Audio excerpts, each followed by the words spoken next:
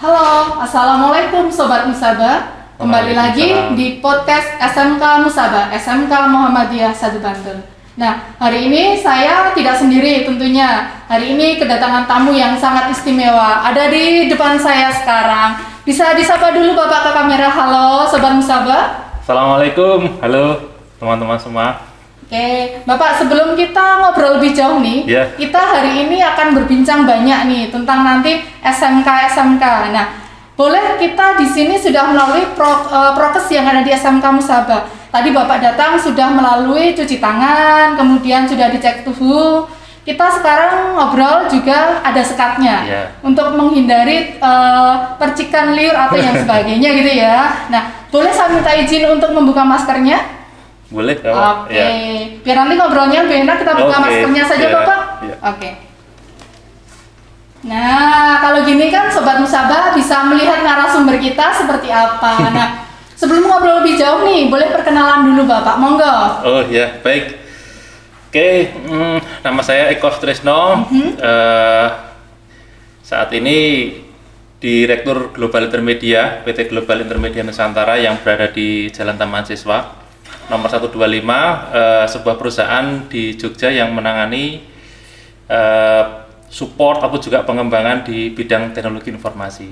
Oke, hari ini tamunya sangat istimewa sekali. Saya ulangi lagi, narasumber kita hari ini adalah Bapak Eko Sutrisno, Sarjana Teknik, Magister Computer Science gitu ya Pak? Iya, lengkapnya. Kepanjangannya sangat panjang sekali ditanya, karena saya taunya itu hanya ST, karena saya dari lulusan Bahasa Jawa, taunya hanya Hono Coroko gitu Pak ya. Oke. Direktur Utama PT Global Intermedia. Nah, saya sedikit kepo nih Bapak. Apa itu PT Global Intermedia? Mungkin bisa diceritakan secara singkat saja. Oh ya, jadi Global Intermedia itu dulu awalnya berupa CV, Bu. Jadi pada waktu itu kami berlima, ya dari mahasiswa lah. Saya dari Teknik Elektro, ada teman saya juga Pak Wahyu juga dari Teknik Elektro, ada 2 orang dari teman-teman ilmu komputer dan 1 lagi dari teman UII. Itu kebetulan bekerja di pusat komputer UGM. Nah, hubungannya semua dengan IT pada waktu itu sekitar tahun berapa ya? Mungkin 2004-an lah, mungkin sekitar itu, udah lama. Jadi kalau sekarang berarti udah hampir 17 tahun ya. Nah, itu ya iseng-iseng aja lah, kita mengembangkan IT ini akan lebih nyaman kalau kita mendirikan suatu korporasi atau perusahaan. Nah, itulah awal mula kami tanggal 1 Maret waktu itu mendaftarkan diri menjadi perusahaan resmi sebagai CV Global Intermedia. Nah, tetapi seiring dengan kebutuhan ekspansi bisnis, kemudian juga skop yang meluas, nasional, dan alhamdulillah juga beberapa di negara-negara sebelah, kami juga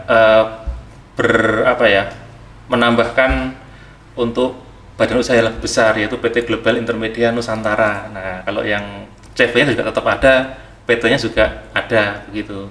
Oke, kemudian saya ingin tahu yang lebih lanjut ini Pak. Latar belakang Pak Eko ini membuat usaha ini apa? Kok basisnya tadi kalau nggak salah IT ya? Sementara Bapak sendiri basicnya bersama dengan teman-teman mahasiswa itu ada yang jurusan elektro, ada yang komputer. Nah, itu kenapa kok basicnya itu memilih yang IT? Iya, jadi begini, di teknik elektro itu tidak serta-merta pada saat itu ya, itu tidak serta-merta hanya tentang elektronika saja. Memang ada salah satu konsentrasinya, yaitu konsentrasi informatika.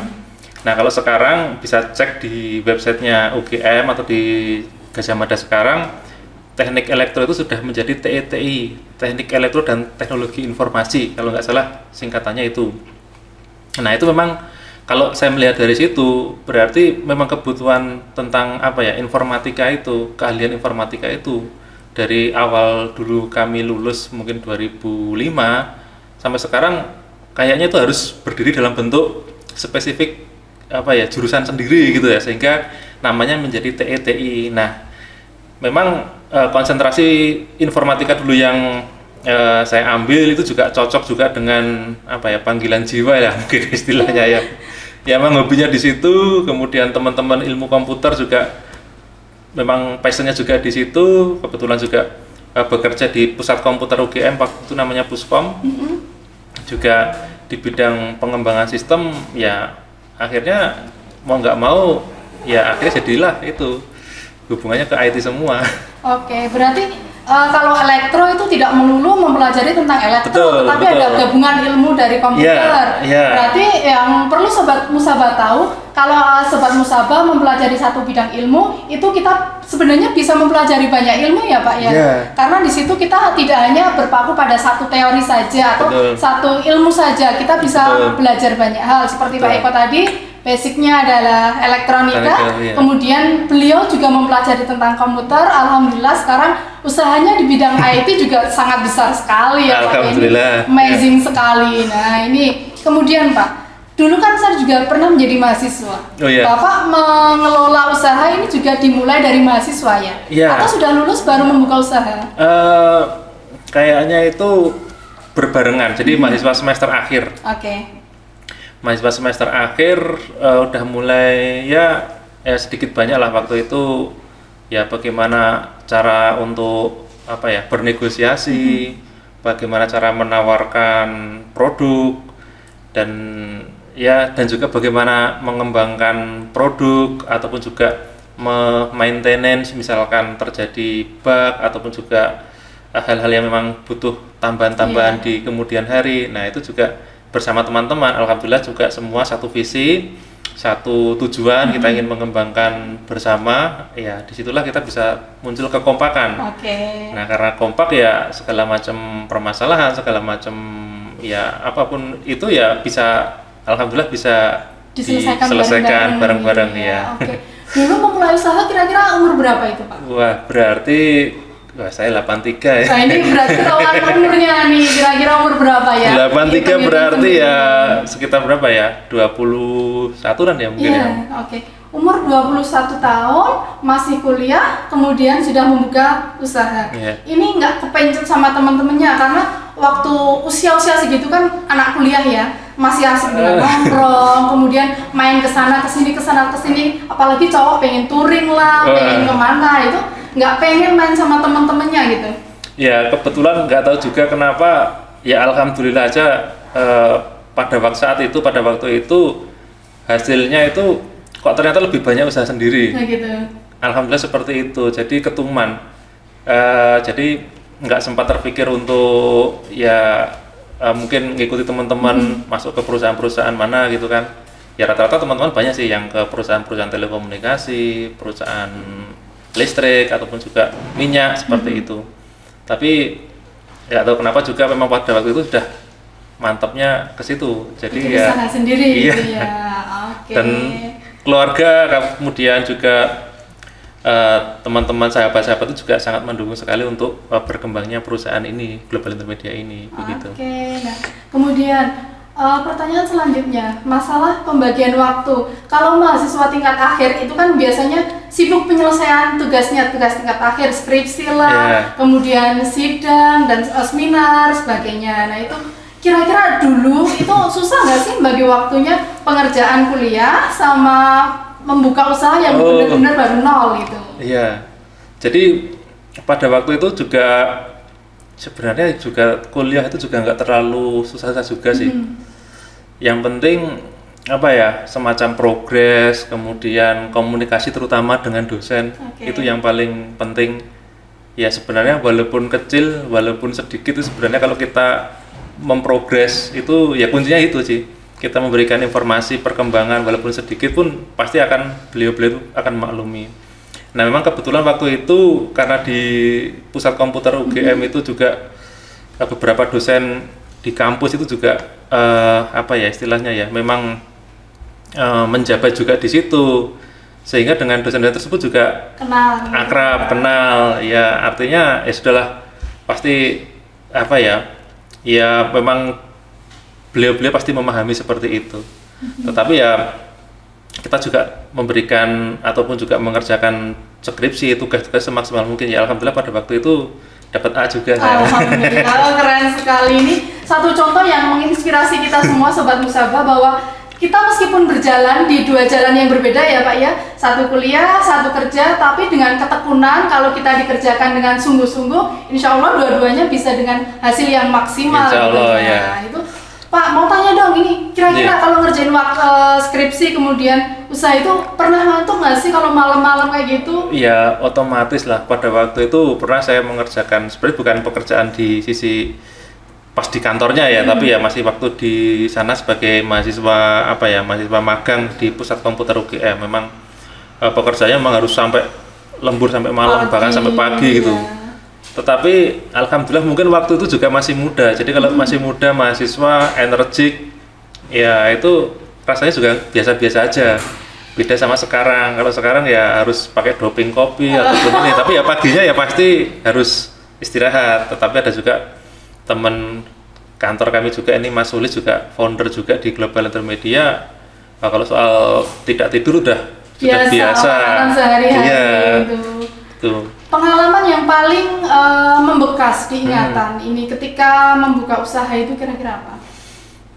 Pada waktu itu ya ini namanya ditolak klien ataupun juga diberi harapan palsu atau apa istilahnya. Berarti harapan palsu itu udah ada dari tahun-tahun kemarin ya, bukan hanya sekarang yang teman-teman itu sering kena harapan palsu gitu. Berarti dari zamannya Pak Eko udah sering ada ya, mungkin palsu. Istilahnya pada waktu itu nggak tahu, bukan itu ya, tapi ya mungkin karena mungkin belum pas saja, belum rezekinya. Ya sampai pada waktu itu zaman segitu kita presentasi mau membuat presentasi yang bagus itu kan ya biar kelihatan profesional pakai viewer gitu kan ya. Ya kita pada waktu itu masih sewa, masih rental lah untuk viewer gitu kan. Laptop juga punya satu, viewer ya pinjem.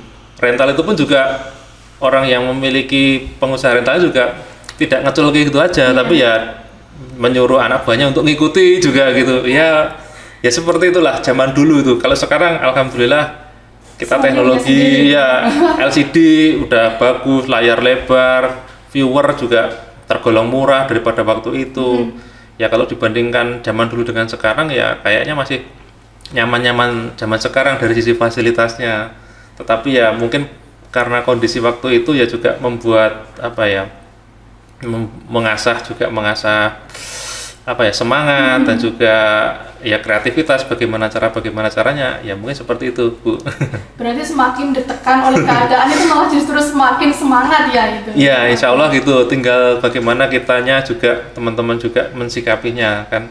Kalau mensikapinya mungkin udah ndeleo terus itu ya sudah mungkin tidak akan bisa maju gitu. Nah ini mungkin salah satu motivasi nih buat saya sendiri juga. Kadang kalau dapat suatu keadaan yang sulit, satu aja kita udah ngeluh, pasrah, terus cari yang lain, cari pekerjaan yang lain. Itu kan seharusnya memang ditelateni dulu ya Pak Eko ya. Itu dapat tantangan dari perusahaan, dapat tantangan dari atasan, itu seharusnya dapat pressure, semakin di pressure semakin kita harus menunjukkan bahwa kita itu bisa membuktikan gitu ya. Oke. Tadi Pak Eko ngomongin tentang dapat PHP nih dari klien. Nah itu menurut saya di PHP klien itu suatu hambatan ketika kita ingin memulai usaha. Nah selain itu ada nggak sih yang dialami Pak Eko hambatan-hambatan ketika memulai usaha sampai sekarang usahanya sudah berkembang menjadi PT itu?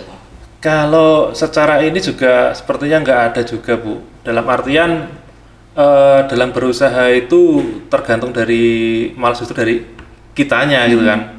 Kitanya mau istilahnya serakah, mau kesana kesini gitu juga ya kalau bisa sih bisa.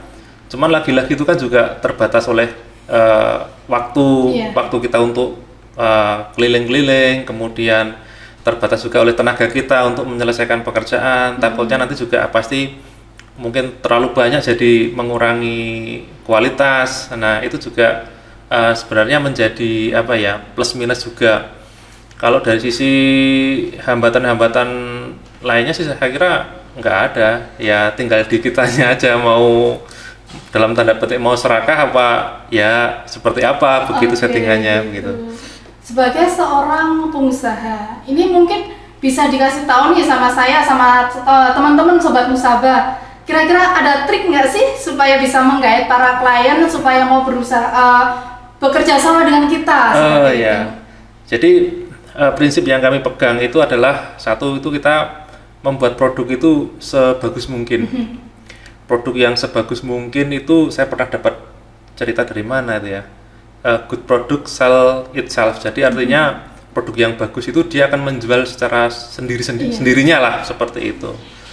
Dan itu juga kami rasakan ketika ada satu klien puas, maka nanti juga akan dia akan menceritakan ke klien yang lainnya, calon klien yang lainnya, seperti itu. Dan itu juga ya memang kami akui seperti itu. Yang kedua dari si support. Dari support itu after sales ya, misalkan seperti itu Bu. Misalkan kita buat produk sistem lah gitu, sistem apapun, penjualan, sistem pengelolaan perencanaan atau apapun lah. Nah itu kan pada waktu implementasinya dimungkinkan juga ada hal-hal yang dari si klien ini mungkin SDM-nya kurang memahami itu. Nah kita coba memberikan support yang dalam tanda petik unlimited lah. Mereka mau minta seperti apa, mendampingi ataupun juga misalkan sampai malam ataupun bergadang kami harus onsite dan lain sebagainya, itu juga kami sediakan. Dari situ pasti akan terkesan, akan merasa oh ya bener-bener ini perusahaan yang bertanggung jawab, dan kesan itu bukan karena dibuat-buat tapi ya memang naturalnya seperti itu. Karena kami juga sering mendengar cerita mungkin kurang pas juga lah, bahwa kadang-kadang ketika sudah selesai kontrak, sudah ini dari after sales-nya itu buruk, sehingga itu menjadi kami jangan sampailah seperti itu gitu. Berarti kata kuncinya ketika kita pengen menjalin hubungan dengan orang lain, kita memberikan servis yang terbaik untuk klien kita. Karena dengan kita memberikan servis terbaik, otomatis itu akan menjadi ajang untuk promosi perusahaan kita ya. Tanpa kita perlu harus susah-susah promosi kesana kesini sini. Kalau orang lain sudah percaya, maka dia akan dengan sendirinya mempromosikan perusahaan kita kepada orang lain, seperti itu. Iya, istilahnya itu word of mouth kalau nggak salah. Saya bahasa Inggrisnya kurang begitu. Kalau saya bahasa Inggris nggak paham. Mungkin bahasa Indonesianya apa Pak Eko? Mungkin marketing dari mulut ke mulut begitu. Berarti marketing dari mulut ke mulut itu sampai sekarang masih dirasa sebagai tips marketing yang paling jitu. Sangat jitu, sangat efektif. Iya. Karena kepuasan pelanggan itu adalah yang nomor satu di perusahaan. Betul. Ya. Oke Pak Eko. Kemudian ini kalau di SMK itu kan memang menyediakan tamatan yang memang diharapkan ketika dia lulus dia bisa langsung memasuki dunia usaha, kemudian kuliah juga bisa. Nah ini Pak Eko, sebagai seorang direktur, juga sebagai seorang pengusaha, kira-kira perusahaan itu membutuhkan SDM yang seperti apa untuk bisa bergabung di suatu perusahaan? Oke, baik. Jadi begini Bu, di global intermedia ini kan lebih cenderung pola penggunaan pikiran yang lebih diutamakan. Pikiran, kemudian kreativitas, ya tentu saja kayak aspek-aspek lain, kejujuran, sopan santun dan lain sebagainya itu jelas ada lah, itu nanti di beberapa lini sektor memang mewajibkan itu. Nah sehingga sebenarnya kalau kami ini kadang juga mungkin tidak harus dalam hal bekerja gitu ya tidak harus pakai kaos, tidak harus pakai baju resmi gitu itu enggak, karena rata-rata orang-orang yang kreatif itu juga kadang-kadang sak penake dhewe, misalkan rambutnya panjang, kaos, sandal jepit dan lain sebagainya, itu bagi kami nggak ada masalah. Jadi karena itu tadi ada pola pikiran, buah pikir, kemudian kreativitas, sehingga anak-anak SMK ataupun juga tamatan SMK itu sebenarnya arahnya kalau di perusahaan-perusahaan seperti ini arahnya ke sana. Ya sebenarnya itu kita bisa melihat kok Bu, misalkan dari caranya menyampaikan pendapatnya, kemudian cara presentasi, kemudian cara berkenalan, ataupun juga cara mengoperasikan komputernya dan lain sebagainya, itu sebenarnya dari awal sudah kelihatan. Nah misalkan begini, ini saya trik aja lah, kacamata saya dalam memandang gitu ya. Siap. Dan kebanyakan ini benar. Jadi gini, kalau anak-anak SMK ini saya sebut merek sistem operasi nggak apa-apa ya nih. Misalnya sistem operasi Windows sama Linux gitu kan, misalkan gitu.